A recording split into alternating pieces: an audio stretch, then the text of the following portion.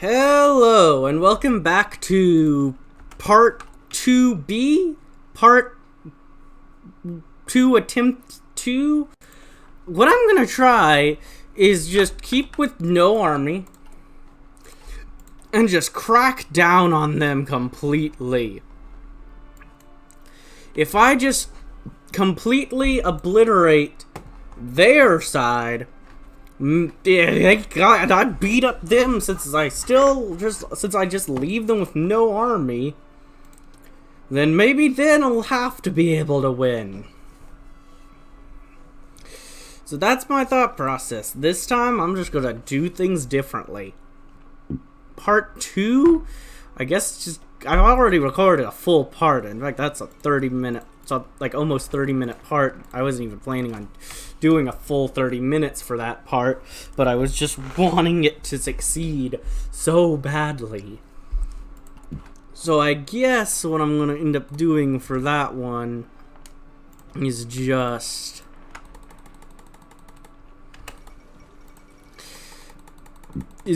putting it out anyways, but putting it out as like a blooper. Like, hey, this is a fail. I'm gonna try something different this time.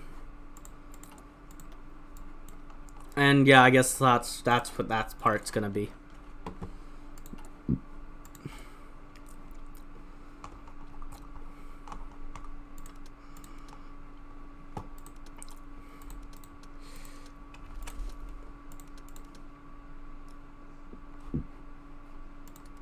Let's crack down on those students over here.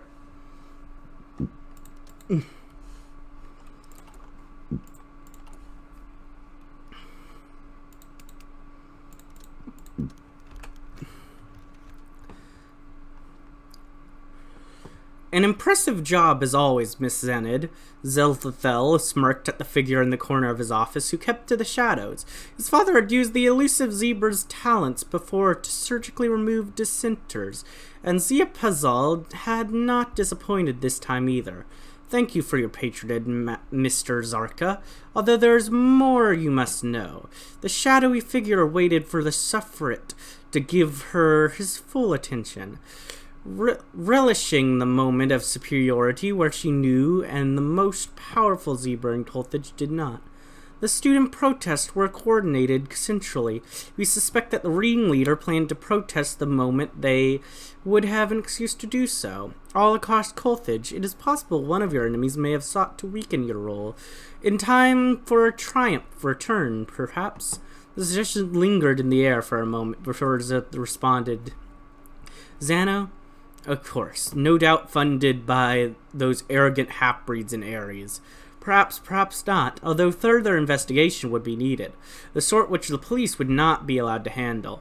Zalthel grimaced at the thought. It was better that he did not know what Zenid did. For a moment he wondered if his father ever asked. All right, do it. Sulfrit's determined answer did not stir the cloaked figure. I must mention that we will have to make considerable expenses. There are 127 pairs of eyes to avoid, after all.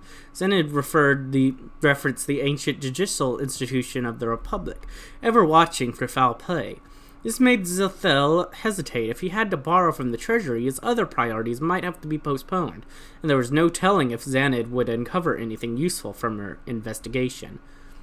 You cannot afford. We shall have what you require. Reintroduce political chiefs. The regional divides of Cothagian society are not a new phenomenon. Zamakar Zarka dealt with this problem by assigning political chiefs, a local office used to undermine descendants, which proved effective. When he lost political control after the Storm King's invasion, the system collapsed. We can bring the chiefs back from retirement to reassert control over the countryside. The plan of Zapsa. Zeruthal Zarka flipped through the information Mr. Zenid had brought to him, secret correspondence which must have been well hidden, and only given to the most trusted leaders of the opposition. The operation was called the Plan of Zapsa, orchestrated by Zano himself. List of contacts, codes, detailed maps, hidden weapons caches. The plan even came with a date, the 1st of August, 1007. The Sulfurate could not help but be impressed by the intricacies of the plan and the many countermeasures to discover. Xano's plan was like a ship, which could seal off bulkheads if it was breached. Zelthel looked up at the shadowy figure, who he imagined must be grinning under a hood. "How did you get all this, Zenid? This is incredible. If the elusive zebra was gloating, she managed to hide it well. Zaragon, the Dark One, demands I do not share my secrets." Was Xanid just being eccentric for the sake of it, or did she really worship the dreaded Lord of the Deep? Either way, her answer was enough to stop Zanel from prying. "With this, we should be able to root out the Constitutionalist conspiracy," the eldest Zarka smirked, imagining the despair of his old opponent as his elaborate scheme unraveled before his eyes. The clucked zebra only nodded her head, just enough for it to be visible before leaving the Zulfadavid. "We will put this information to good use." And I will go ahead and have an army ready to be set up, just in case this doesn't work, but it should. It should work. It better work.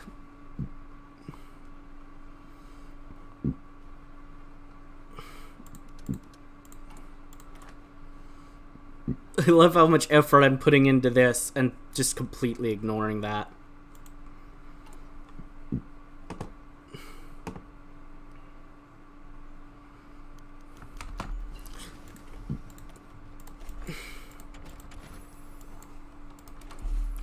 The Hippone Shootout. Mr. Zeirutid, you are under arrest on suspicion of treason against the Republic. Come out now or we will come in. The voice of the Hippone Chief of Police thundered, barely muffled by the closed doors and windows. "I'd like to see you try." Zeirutid looked up around the lobby of the Port Authority building. His compatriots were staring at the haphazardly barricaded door from behind desks and other cover. The zebra loaded his gun as a loud knock made the door shake in its hinges. "Remember what you are fighting for, Cothagians," the bureaucrat spoke loudly. "Today we defend the Constitution. Today we fight for the Republic. Death to Zarka!" Wood splinters filled the room as the door broke down and police stormed through. The first zebra barely set hoof inside before being ridden with bullets. But the police quickly responded with smoke grenades and gunfire of their own. Police Sergeant Zena grinned. The Constitutionalist rebels were better armed than they had suspected. The zebra reloaded her weapon, but then a scream next to her made the sergeant look to the side, where the chief of police collapsed. With a jump and a duck, Zenza sat next to him. "Let's get you out of here, sir." Zenza pressed the chief's hoof against the wound. "Don't let those bandits escape for my sake." Her superior coughed up blood, his voice, "Screw that." Retort was cut short by fire erupting in the building, making her stand back up. What in the deep were they doing? Then the officer saw a dozen galloping shadows advance at her. Were they charging? The rest of the squad seemed as stunned as her. "Gun them down! Now! Don't let them close into melee." Zenza fired her rifle at the Constitutionalist to enforce her order. It was enough to snap her colleagues out of it, and the rebels dropped one by one. She ordered Zebra to get the fire department, while the rest investigated the bodies. With her heart still racing from the fight, Zanza looked back at her chief, but it was too late. His eyes were closed, and his body was still. She cursed and cursed until another officer snapped her out of it. "Zerdin is here, Sergeant. Looks like they were out of ammo. Seems like even the pencil pushers fight to the death now. Send a dispatch to Colthage. These are not just bandits anymore."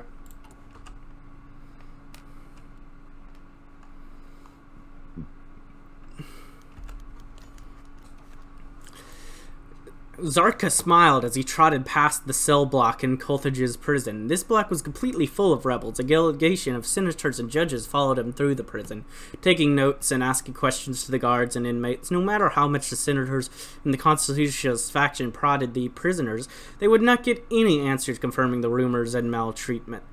Whenever the politicians seemed to be close to getting a political prisoner to talk, they would tense up and refuse to elaborate.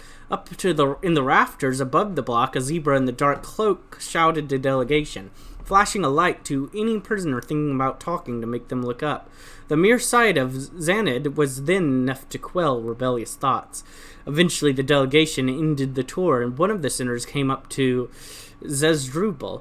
Congratulations, General Zeirutid. The prison seems to be working adequately. Although we have some concerns about its capacity, we hope most of these new prisoners will only be temporary residents. Zebrica responded with a polite smile. Naturally, Senator. Once the situation has calmed down, as I said at the start of the inspection, rumors of abuse, or even worse, are just that, rumors. You will have to forgive the 127, General. A judge chimed in. The speed at which you found out these rebels is impressive, but we have found nothing to indicate the unlawful interrogation on your part. Look forward to your report. Your praise is a compliment to the guards and the warden, Your Honor. Now please let us end this inspection in a more pleasant setting. Zebrica led the delegation outside with a smirk, prompting Zeirutid to come down from her vantage point as frightened prisoners looked defeated at leaving politicians' backs. You played along so well, fools, first by telling me about your friends, and now by keeping my secrets. None of you will have to go to the deep with me tonight. The leads are dry now, and the prison's full.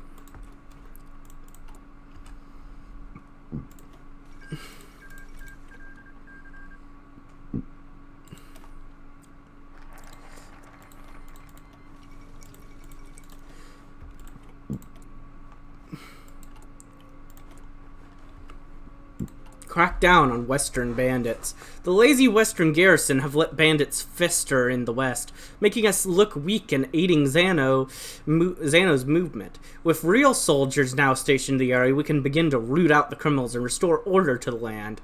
Our new political chiefs will investigate bandit strongholds so he can decisively rid ourselves of the problem.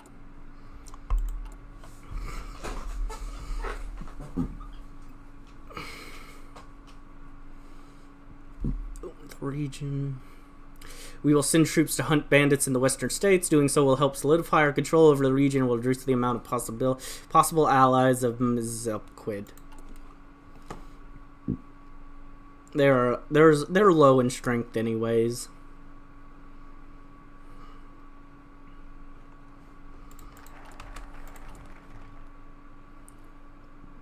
I see. I need troops there.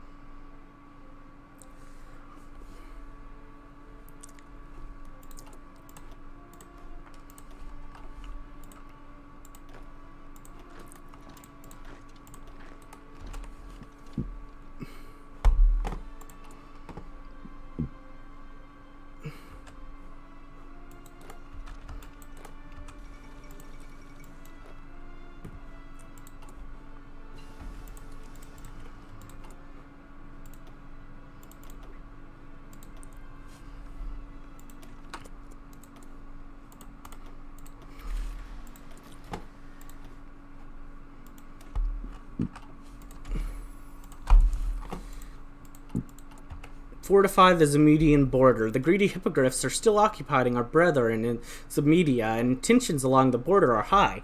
State-of-the-art fortifications in the border provinces will serve as anchor points for our defense and bases for our inevitable assault.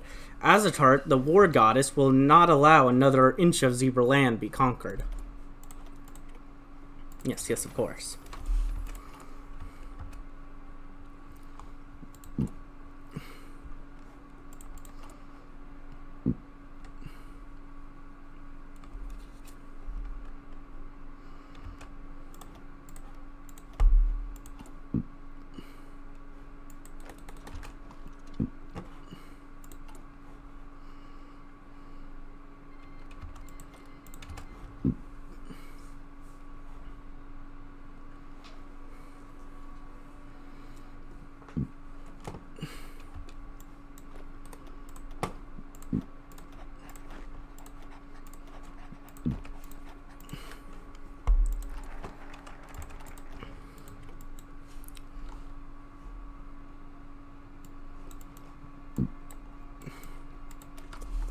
Bastion Zeirutid. Carthage is our home, our mother. Without her, we would be nothing. It is Zanit, the stalwart wife of Zal, who wept when Carthage was sullied by the Storm King. Upon Zanit, Zalthel Zarka has taken a precious oath, swearing that never again our homes will be in peril. We will build a bastion that will become our sacred guardian, a true successor to our famed city walls, and Zanit will weep no more.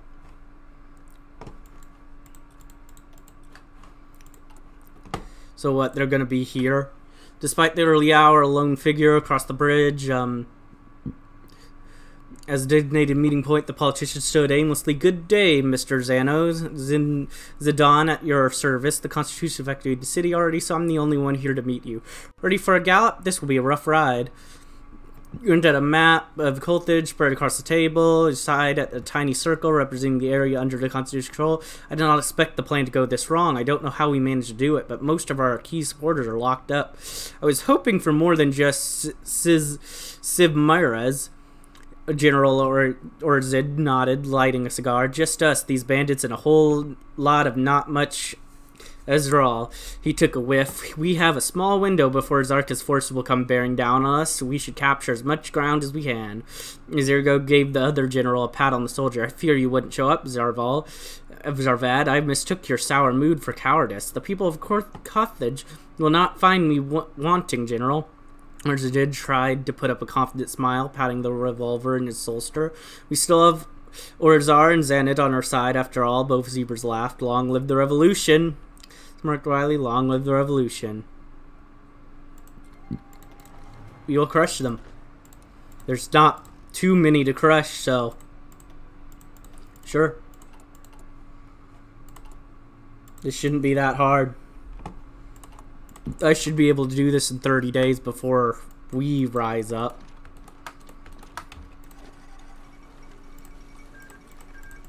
And then I'll hopefully just delete my army before and then be good.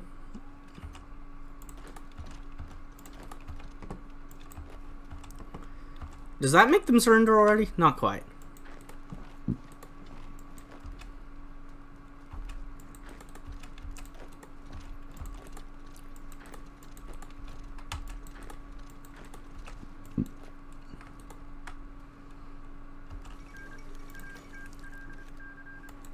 Alright, now thoroughly delete everyone. Family reunion. The town hall of Zapsa had been repurposed into a military base by the Cothagian army as they rounded up the last of the constitutional strugglers. Zadrudel and Zelathel Zarka were going through the latest developments as there was a knock on the door. This better be important, the Zephyr shouted as he looked up from his desk. Family business, brother. The Zovian voice of Zago responded from the other side, to which Zadrubal opened the door to a smiling Zago, supporting a wincing Zephod, her admiral dress uniform stained red on one of her legs. The two entered and the generals closed the door behind her. Zelathel got up, sighing relief at the sight of her sister. Holy Zal, Zephon, are you alright? You have been worried sick. The mayor sits down on a chair, resting her leg as she looks around the room. Figured you'd worry more about me than the rest. I hear you captured Zano and the rest. Zazdrubal stared daggers at his sister. Us? Does family mean nothing to you? Ziph, the legacy of our father. Do not lecture me, Zaz. I know full well what I did. I fought for democracy, a republic where creatures are free to choose their policies, a country without slavery. Zefel stood in between the two and looked towards Zaphod. And how many paid the ultimate price for your idealism, Zaf? How many students with bright futures, how many brave soldiers, while all around us our enemies gather strength? Carthage is reeling. This is exactly what your father sought to prevent. Zago chipped in, his tone soft and his wounds considerate. It does not matter now. We are together again. There's a lot still to do. Zedrubal sighed, hedged his shoulders, and stepped towards his sister. Let's go home, Zaf, and save our bullets for real enemies. I'll forgive you, if you'll promise to work with us. Zaphod sighed, but declined her brother. I need time. I am sorry. The civil war is over. It is time to go home.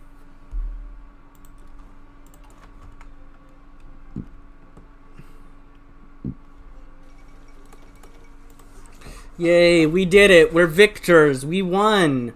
Nothing could ever go wrong now. That's why we deleted our army.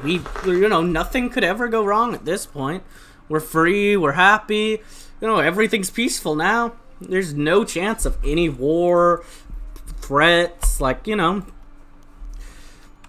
we're mending time. The Zarka's siblings approached a small, well-kept house on the coast of the Culturbius, overlooking the bay. An elderly zebra stallion was weeping the Mississippi patio and smiled at the four. Ah, young masters, what a joy. I shall set the teapot.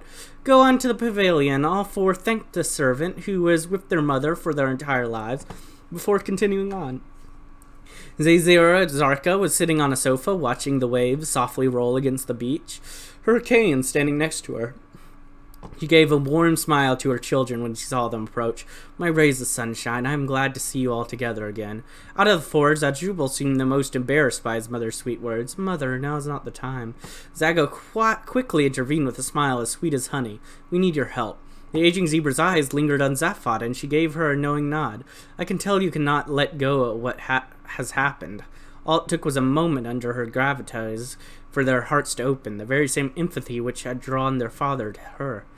Zelethel looked down, seeking words to justify himself. She could have ruined father's legacy. She could have died. Zedera nodded softly at her eldest. She could have, and so could you have. Zaphod, her eyes now went to the daughter, who was standing back. Zaphod, to fight for your beliefs is to be a Zeirica, but that time is past now. A deep sigh betrayed a storied past behind those words. Your brothers need you now, and sometimes a small step gets you further than a great leap.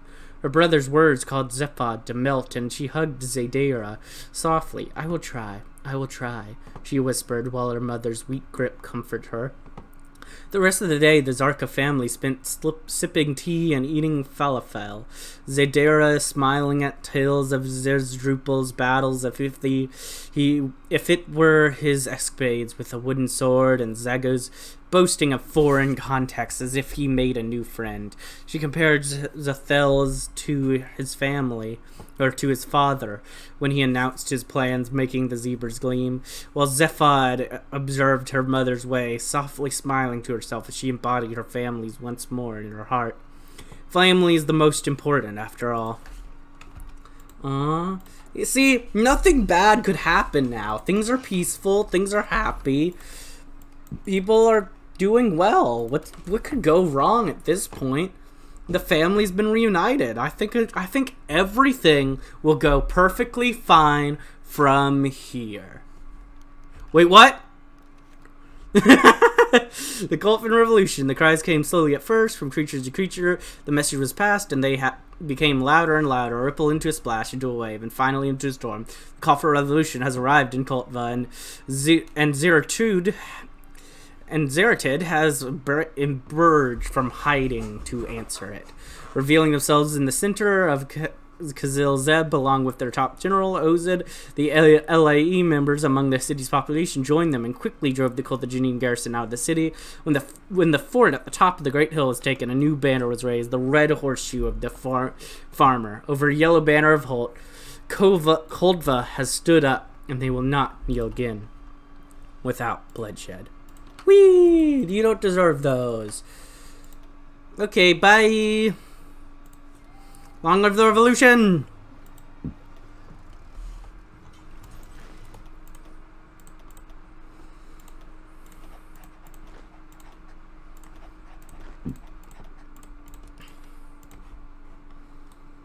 Alright, we need to go fast before they build an army.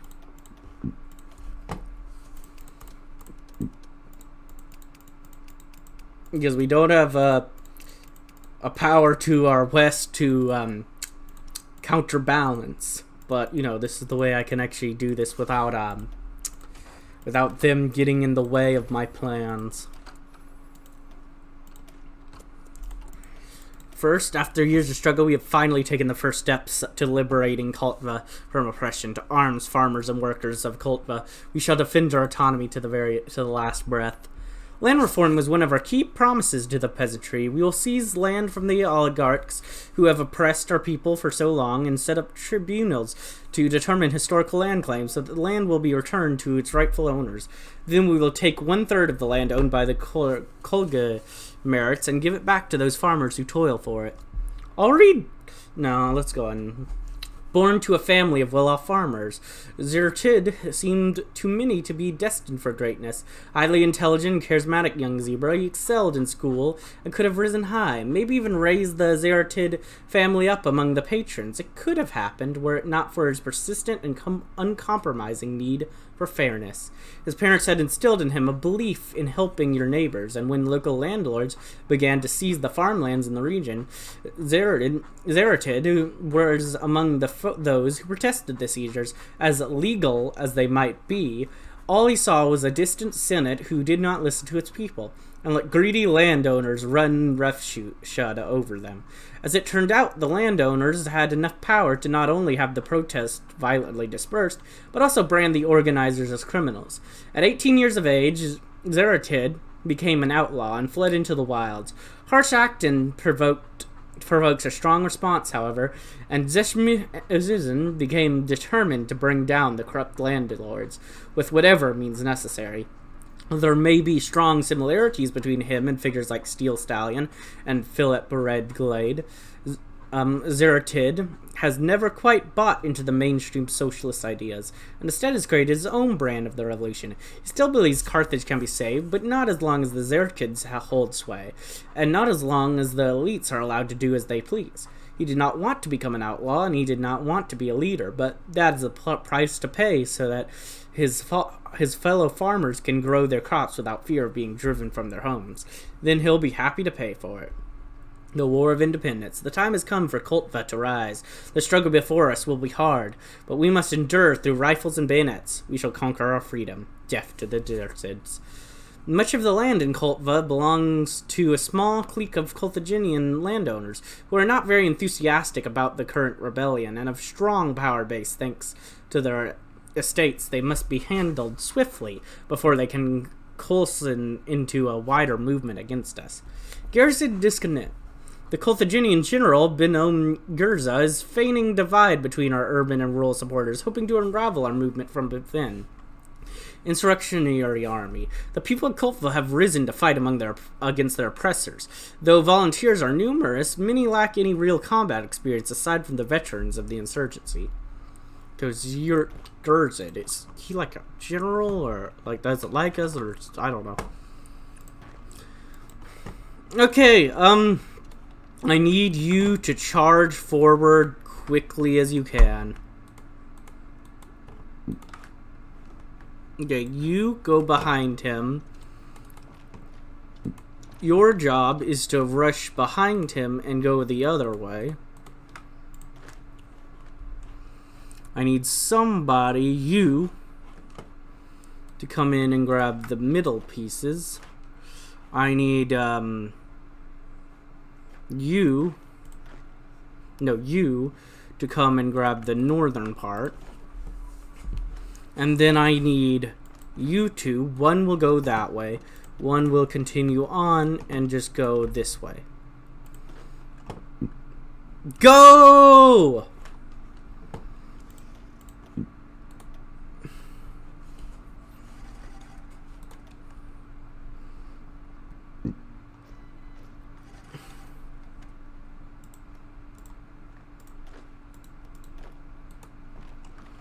And yeah, you're not doing anything important, so you can just go down and grab that stuff up. Or just that when profit's up, then, okay.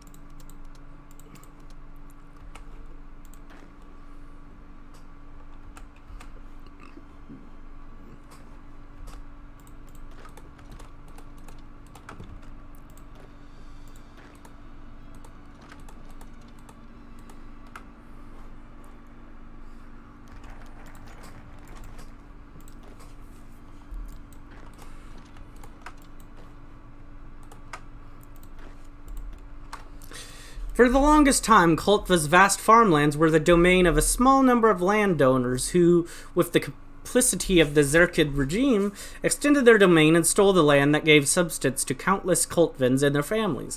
As a result, the communal lands that had been tended for centuries by the self-management of local villagers was swallowed by either by force or law. By the larger estates, their farmers turned to nothing more than wage labor for the landowners. This sad state of affairs shall go on no longer. One of the main points of the plan had always been the redistribution of stolen land, and now that the Zeirutid's hold on Koltva had been shattered for good, he had full intentions of delivering on this promise as soon as possible. In many cases, the process was quite simple and straightforward, where the landowners had already fled, either willingly or not. The farmers themselves had proceeded to tear down the enclosures and reoccupied their lands. In other places, though, violent and merciless retributions occurred. Thankfully, those were rare cases, and violence was avoided most of the time. The government quickly negotiated adequate compensation with the remaining landowners, as the support from the Cothagian had evaporated nearly overnight. There weren't many remaining options for them. Some creatures may call such policies radical, an assault on private property, perhaps. For him, though, they were nothing more than the fighting for an ancient wrong, as the fruits of labor have returned to Koltva's farmers. Land and liberty for all. Yay! I'm not going to worry about that. Let's see. Going up the war economy would probably be smart before I end this war, but oh well. Support the textile industry. Our textile industry has always been fairly strong, but we should further support this basic industry to provide jobs for our people and drive down the cost of clothing. That makes sense.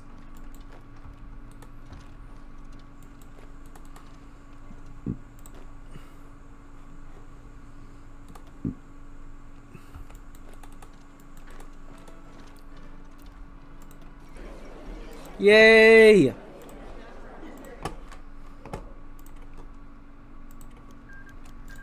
Peace in our time. The war has been long and bloody, but Zeirutid has found himself in control of the entirety of Carthage.